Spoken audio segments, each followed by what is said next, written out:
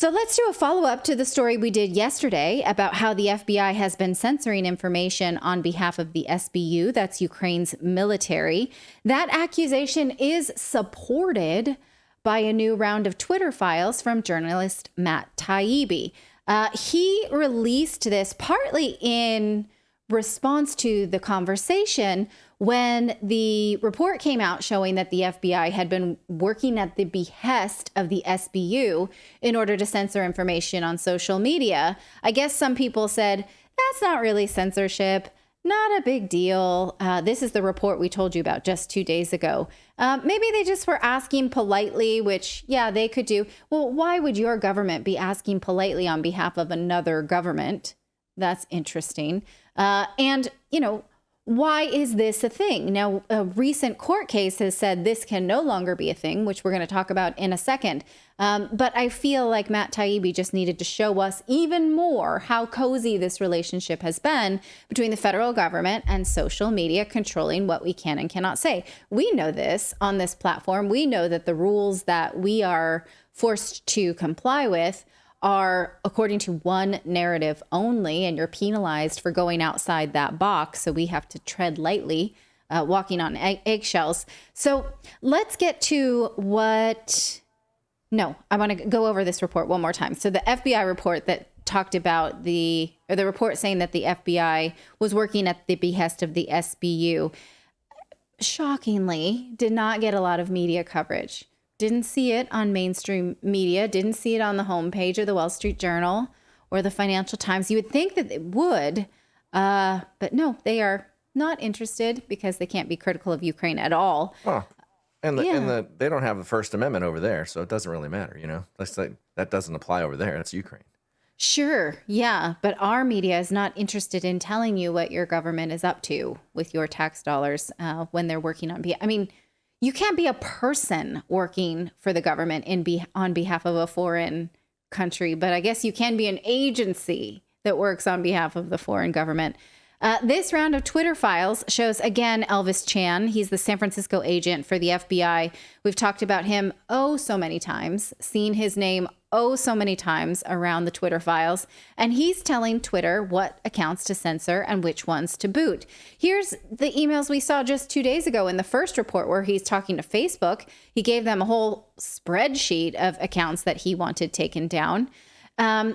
Now, Elvis Chan, we've seen a lot communicating with a lot of the main people that are linked in this Twitter file. Here he is when he was deposed last year for the Missouri case that we're going to talk about again in a second. He says that this is the kind of thing the government just regularly shares with social media accounts. Listen. By information sharing here. So information sharing is meant, as I mentioned previously, there are two types of information that the U.S. government, specifically the FBI, shares with the social media companies. The first type of information is strategic information, which discusses the tools, tactics, or processes shortened to be TTPs, used by the Russians. The second type of information shared by the U.S. government is tactical information. And when I mean tactical information, I specifically mean indicators or selectors. Both of those are a term of art within the cybersecurity industry. And indicators or selectors include IP addresses, email accounts, social media accounts, website domain names, and file hash values. Okay, so the question is not, was he doing something out of the ordinary by asking social media to censor these accounts? They kept a list of things they didn't like. It's why was the government doing this? Because he says here, this is protocol. We keep lists of these things and then we send them to social media. Yeah, we do that. That was his job. That has been his job. Surely he's been doing it as recently as 2022 from what we've seen. Now, the emails from Matt Taibbi in these Twitter files show him doing this in June of 2020. He says here that here are some accounts we'd like you to take action on. Be very greatly appreciated. He says that these accounts are of foreign influence. Now, when Twitter fails to remove these accounts, he follows up. And Twitter apologizes and does what the government wants, is taking down these accounts. And guess who he was working with? Any guesses over at Twitter? It's a monosyllabic first and last name. Any guesses? Yoel Roth. Yes. That's what I... That's the guy. This is the guy who has told us over and over again that the Hunter Biden laptop story was just a judgment call. We're going to get back to that in a second. But he's saying, I apologize. We're going to fix this issue. When the government says, why haven't you taken these down? We told you about them. You're supposed to do that. Now, do they have to do that? Or why do they do that? In the report we saw last week in the judge's ruling, it said that social media companies do this because of the veiled threat of antitrust regulation. So they said, no, sorry, we're going to do this. Now, remember how he had said that the Hunter Biden laptop story was a tough call and that it sort of set off some alarm bells, but it wasn't an obvious, thing. Remember when he said that? I'm just going to remind you of that and play this back. We learn about DC leaks, and we learn about the intersection between APT-28, a unit of Russian military intelligence, a hacking group. And so the morning of the Hunter Biden story in the New York Post happens. And it was weird, right? We didn't know what to believe. We didn't know what was true. There was smoke. And ultimately, for me, it didn't reach a place where I was comfortable removing this content from Twitter.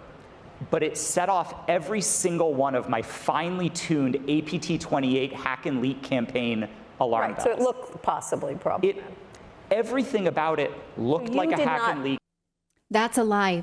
He's telling a lie because we've seen emails between him and Elvis Chan warning him about this story coming out before he had seen it in the New York Post.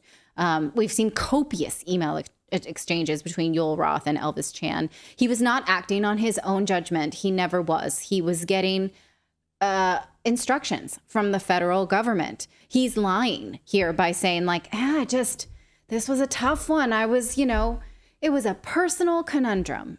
It was an existential crisis. That's not true.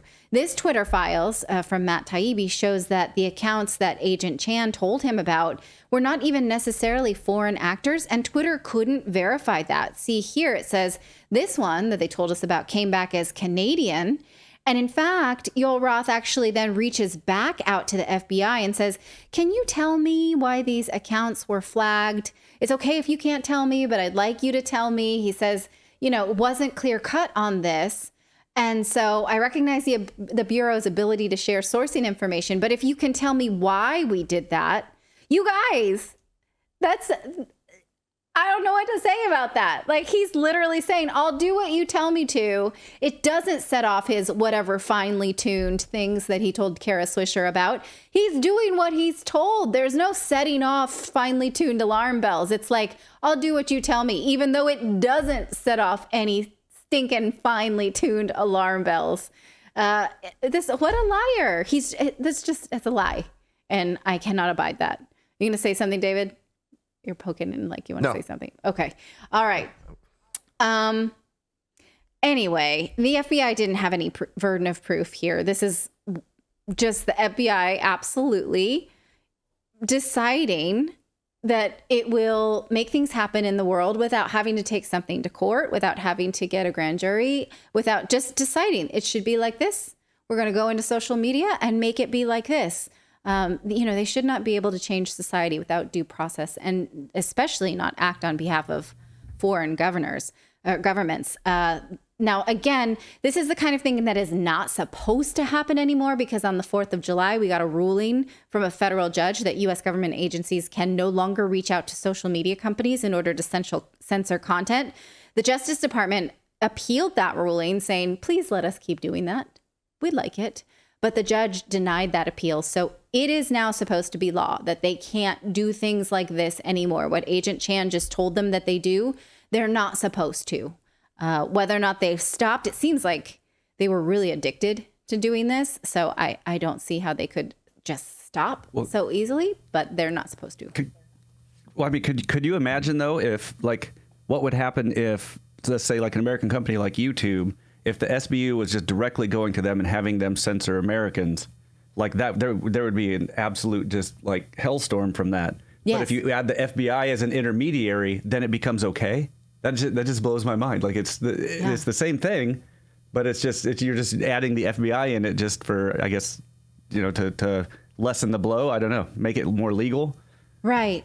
I mean, the FBI can do really amazing research. They have a lot of resources at their disposal. They know who they're working on behalf of. The SBU is typically not the good guy. They have to know why they're doing it because there is a war machine behind it. Well, you can read the FBI's reports like on the SBU. Like, yes. Remember we did that on the show like a couple of years ago. Yeah, I forgot about that. Yeah. Yeah. And the State Department too. Yeah. They know who they're dealing with. And this report that came out 2 days ago saying, but they missed that there were Russian actors inside of them. They don't do that. They don't. There's no like, oops, there's Russians in there. We missed that one. We missed that connection who we're working on behalf of. They know who is who. So, a bigger question is why? Why would they do this when they know what they know? Why is it okay? And have they stopped doing it now that they no longer can? So let us know what you think of that in the chat. It is just, again, more of a smoking gun that the media seems very uncurious about. But I am supremely curious about it because not only how it affects us and what we can say on our channels, but how it affects the conversation and why some people seem to be A-okay with this happening and being censored on social media and some people do not. So let us know what you think of that.